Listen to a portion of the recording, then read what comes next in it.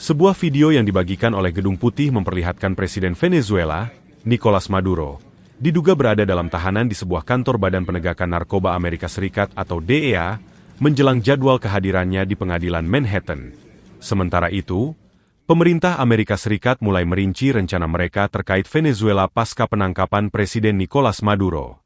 Menurut sejumlah pejabat AS, Washington saat ini memprioritaskan stabilitas administratif serta upaya perbaikan infrastruktur minyak negara tersebut, dibandingkan mendorong transisi menuju demokrasi secara cepat.